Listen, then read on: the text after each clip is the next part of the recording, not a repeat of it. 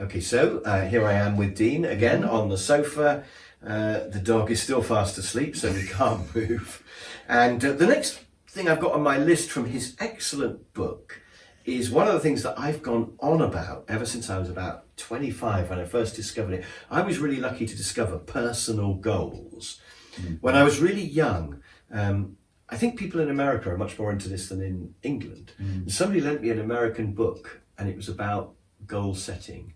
I can't remember the name of the book now, but this book persuaded me to write down my goals, and it had a huge effect on what happened to me. You know, they all came true over the next few years, and then I did a second list, and that all happened. I'm on my third list now, and writing down your goals just has a massive effect on the path you then. It's like setting your sat nav, isn't it? Right. Do you call it sat nav? No, we don't. We call it GPS. Yes, right. But setting that thing which says I want to go here, Right. and then your brain just sort of takes you there or something. But it seems to even influence other people. It seems to influence pure chance almost if you set a goal. But I suppose it just makes you more aware of things so that you notice when the opportunities do come up. But however it works, writing down your goals that's my number one bit of advice to people, really. It's also realistic goals, though. I mean, you want to have goals that stretch you, correct? Yeah, But you want them achievable, right? Yeah, I mean, I don't want to be an astronaut, Right, for example, yes. because I know. So what would be example? What would be one of the examples of a goal for you that you've had through your career? Well, I mean, I remember thinking I would love to record one of my training courses and stick it on the internet. Well, you've done that and be pretty paid well. a little bit, and then when LinkedIn first did one, I thought I'm going to have a goal to have another course on Well, you're LinkedIn, doing and then it was all right. like 5. Yeah. And so I've had little goals there. I've had goals to only work 3 days a week, That's to a not good work one. every day. Because if you're not careful, and I know some people would love to have more work, but I got to a point where I was really busy, and I thought I'm going to try and only work 3 days a week and have more time off. And that was a goal I had. Right. And so, those are kind of work goals. I've got travel goals. You have your places I personal wanna go. goals. You combine them. All your goals. Things I want to do together? in my Yeah. spare time.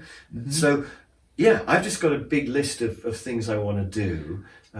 So they're not material goals in terms of money. Money, right. They're things I want to do, and some of the things I want to do cost money to do, but I've found most happiness comes from things that are not that expensive, actually. Right. So I set a goal a couple of years ago to find somewhere reasonably cheap that was within a couple of hours flying time from here, that I could also go from Bournemouth Airport. So our local airport's really small. Right. It doesn't go to very many places. And I Right. thought, I'm going to work through that list and just find somewhere that's really nice that I can go to maybe once or twice a year, that's not going to be expensive, where I can sit in the sunshine, because I like sitting in the sun. Right, I know that, In yeah. moderation. You don't That's want to right. burn yourself to a That's crisp. right.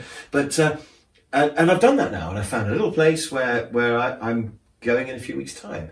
So it's not expensive. It's a really cheap little holiday, but I found this little place that I like. That's your goals.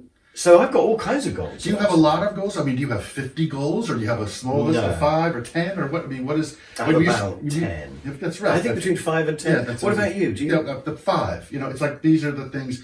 I'm big on checking the box off that I've made it of that goal, and I Yeah. don't like having 10 or 20 or 15. It goes back to the idea of being focused and things I want to achieve, so that I can say, "Hey, I've done that. Let's add a new goal." Have you got now." one at the moment? That you Well, can I tell think us about? I love doing this now. The goals now are what we're doing now. So when I left my corporate job, my goal was to do many different things in my career, do some training, do some coaching. The ideal goal was having some work with LinkedIn Learning, which is now expanded, which has been so much fun. What great goals. The personal goals also are spending time more and more with my family, the more travel and things like that. So it's, and then more writing. Yeah.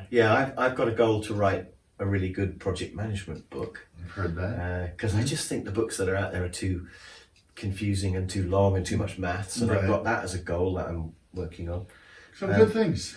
Yeah, but I just want to add one more thing about realistic, because I think your goals should be they should be just beyond what you can imagine. So they shouldn't be things that you're definitely going to do anyway. Right. They should be things where you're thinking, could I really do that? Because that feeling of, a slight uncomfortable feeling Right. is actually your comfort zone expanding, and your So a stretch. Yeah. Right. Yeah. It pushes you. So achievable, but at a stretch. And don't worry about how you're going to do it to start with. Don't start thinking, oh yeah, but I can't do that because I can't drive up Australia in a camper van because I can't have more than 3 weeks off or something. Don't worry about the practicalities. Yeah, right. Just think, I really want to drive up the coast of Australia for several months. I will find a way, and then something will happen. You'll probably get fired, and then you'll. But and you'll have a new goal. Yeah, goal about a new job. But something will happen to make it possible. Yeah, okay. And so I'm a believer in writing down goals and not worrying about how, and not even thinking about whether it's feasible, really. And the really unfeasible ones, like being an astronaut, I don't want to do that anyway, actually. So the last thing I think is, do you do this on January 1st, or you just do this throughout the year? Throughout the year. Yeah, right. That's what I meant. Is that what you do? You can do it tomorrow. I'm writing stuff all the time. Yeah, that's right. And sometimes I'll meet somebody and they tell me something they're doing, and I think, oh, I love that. Yeah. I'm going to add that to my list of goals. I want to do that. So it's going to be done tomorrow. It's an ongoing thing. Yeah, very good. So good advice. Yeah. So do you have yours actually written down? I do. Yeah, I have a little. Yeah. Sometimes I have them in my wallet. Sometimes I have it on my iPad, and I think it's important for me. It just keeps the goals focused. I didn't know you did that. Little tricks. Yeah. So I'm obsessive about that. Don't have them just in your head, because then you can say, well, I didn't really mean it. But write them down. And then you're telling your subconscious that you're serious about them. So